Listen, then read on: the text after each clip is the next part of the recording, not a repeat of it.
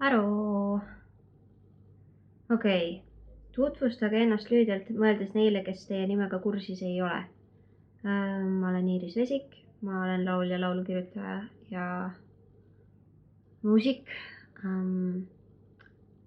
I guess õpetaja nüüd ka. Teen laulutunde, laulukirjutamistunde ning on muusikat ja mis on üks teie eredamatest mälestustest, mis teil kooliajast meelde tuleb? Nii palju on neid mälestusi. Igast, mis on, õpetajate päevad tulevad meelde, sellepärast, et need olid tavaliselt kõige lõbusamad ja mingid stiilipäevad või mingid stiilinädalad, kõik klassis olid valges või kõik klassis olid roosas. See oli like that, see oli tore. Kuidas valmis 2013 aasta muusikavideo tiitli pälvinud lugu Tigerhead? There's a voice that keeps on saying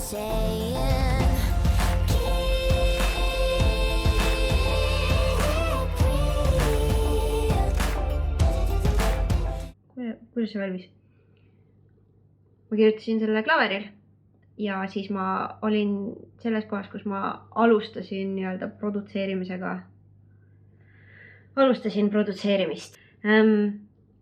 Ning tegin selle laulu, hakkasin seda produma. Ja siis sain aru, et ma ei oska üldse produda. Aga ma teadsin sellist väga, arvatavasti Eesti ühte kõige paremat produtsenti Jago Tepandit ning ta aitas mul selle lõpuni produtseerida. 2016 sõlmisite kirjastuslepingu plaadifirmaga Universal. Mida on see teie jaoks muutnud? See aitas mul üldse siia kolida pärast ülikooli lõppu. Ilma selleta ma ei tea, kuidas ma oleks siia kolinud, sest mul ei olnud garantööri. Kui tihti te külastate Eestit ja kuidas väldite koduigatsust? 2019 ma külastasin Eestit pea iga kuu, sest et ma olin andsin Otsa koolis loenguid ning lendasin päris tihti edasi-tagasi. Ning jumal tänatud sellepärast, et ma nägin oma vanaema ning ma teadsin, et vanavanematega on nagu on. Aga hetkel ma olen Londonis ja ma ei saa mitte midagi teha, ma ei saa Eestisse tulla ja igatsen Eestit väga. Kes või mis inspireerib teid muusikat kirjutama ja mis on teie enda lemmiklugu oma repertuaarist? Ma ise kuulan ennast kogu aeg. Minu sõbrad inspireerivad mind kõige rohkem muusikat tegema, kui ma näen, kui palju ja kui tihti nad teevad seda muusikat ja kui südamest see tuleb, siis see inspireerib mind. Sõbrad nii Inglismaal kui Eestis, et Eestis ka mu sõbragrupp ikka aktiivselt tegutseb ja ning kui sa näed, et keegi teine seda teeb, siis sul endal tekib ka, et nagu, come on, miks ei tee? Kuuled teisest aastat, keegi teeb mussi ja miks ma praegu ei tee mussi? Ja eks see whole name of the game of muusika suhtes ongi see, et nagu kui palju sa tegelikult saad seda teha ja kui palju sa seda tegelikult teed. Teil on väga julge stiil, mis väljendub nii teie välimuses kui muusikas.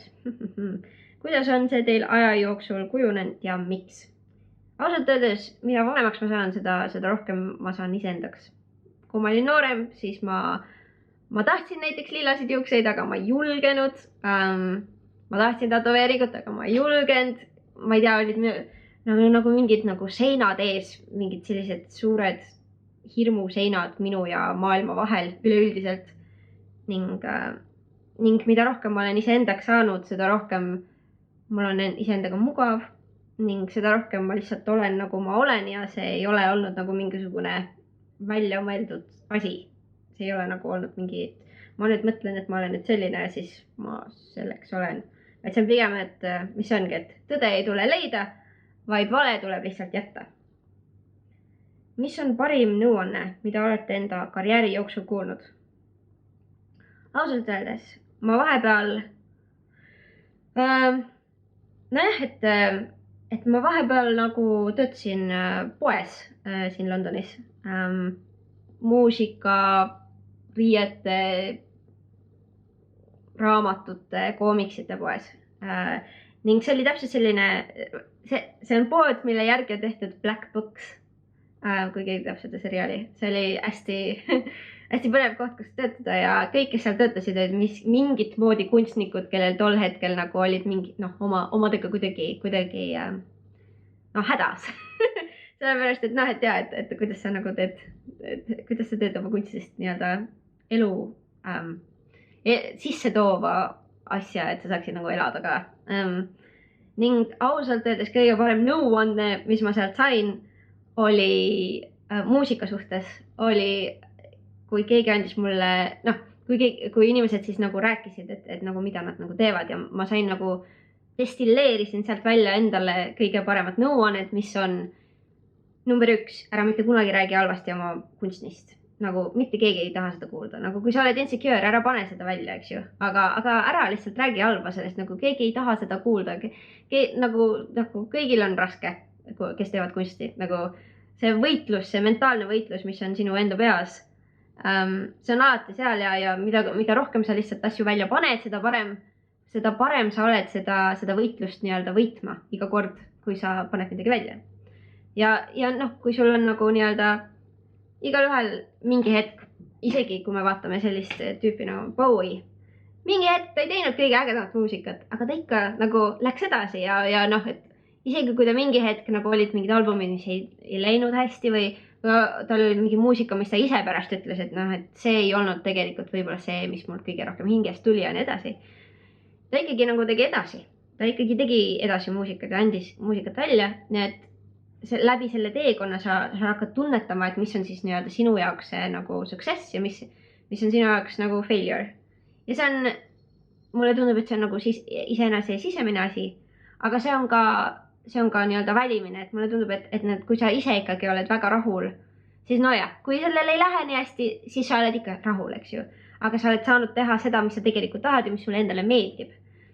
Kui sa teed midagi sellist, mis sa hullult mõtled välja, et see nüüd kõigile peaks meeldima ja siis see nagu, isegi kui see siis kõigile meeldib, siis sa veits nagu seesmiliselt saad olla nagu mingi aga nagu no suckers, nagu ma teadsin, et neile kõigile meeldib see, sellepärast, et nagu see on, nii loogiline, aga nii igav ja see on nagu selline tühi võit. Aga mis nõuanne.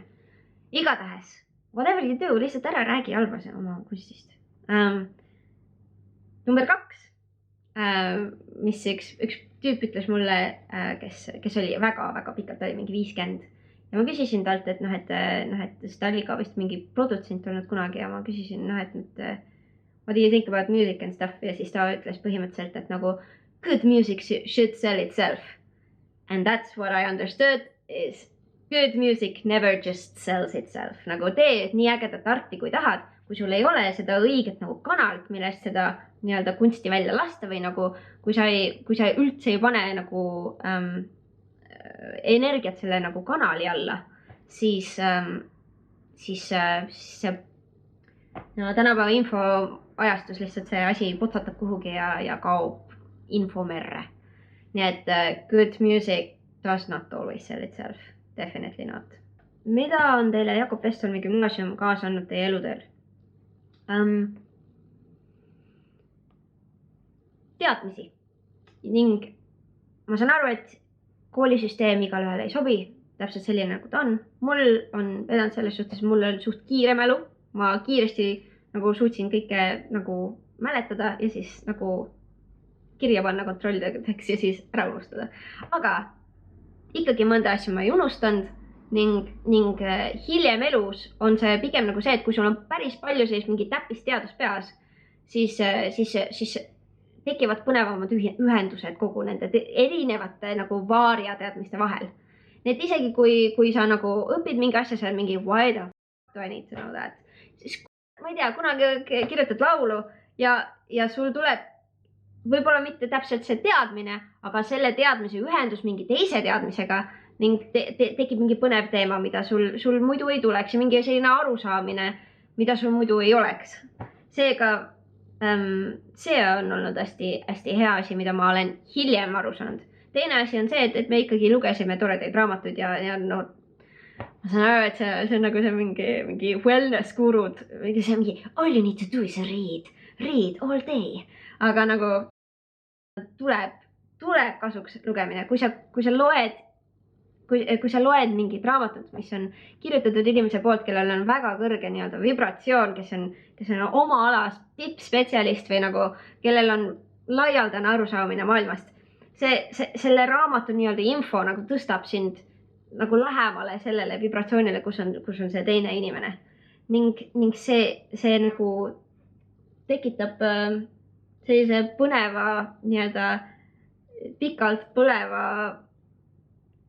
sellise põneva tunde, et sul on nagu põnev elus ja teiste inimeste nii-öelda inimesed, kes mõtlevad maailmast ja suudavad anda sulle edasi seda maailma mõtet. See paneb sind lihtsalt maailmast rohkem mõtet leidma ning see rikastab elu tohutult. Seega mingi igast lugemine rikastab elu ja need väiksed mingid täppisteadmised, kas või mingi bioloogias ja mingi mitokondria of the cell, eks ju. No ikkagi nagu pärast ma hakkad mõtlema, igatahes lihtsalt tuupige, õppige, mõnikord ei saa viisi kontrolltöödes. Ikkagi nagu tundke huvi, olge tähelepanelikud, sellepärast, et sa ei tea kunagi, mida mingi teadmine annab. Ja teiseks, need ühendused, mis selle nagu teadmiste vahel tekivad, sa ei tea kunagi, kuhu sa võid sellistes põnevates mõttejadades jõuda. Et jaa, ma olen väga tänulik, et mul on olnud, et ma olen saanud hariduse. Ma leian, et see on olnud tohutult nagu ma tulin siia Inglismaale ja ma alles siis nagu sain aru, et oh Jesus Christ, kõigil ei ole seda haridust. Kõik ei saa sellist haridust, nagu meie saame Eestis. Ning see pani mind palju rohkem seda hindama ja väärtustama. Et ma loodan, et ärge mõelge üle, eks ju.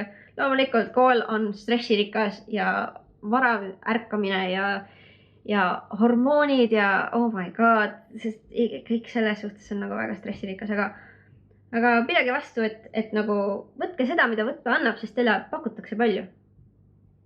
Võt, sellised mõtted. Aga jah, kõike head ja paremat ja ilusat päeva.